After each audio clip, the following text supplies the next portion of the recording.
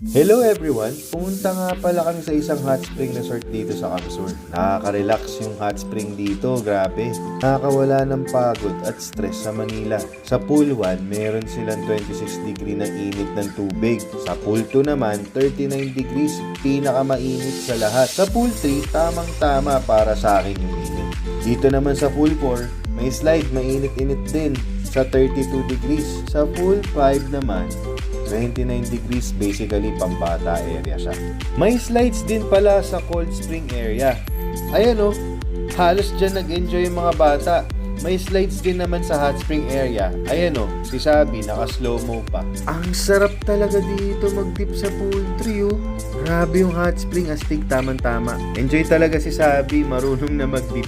Masarap talaga mag-swimming dito, cold man or hot. Kaya tara, punta na kayo dito sa number 2 traveler favorites in the Philippines at experience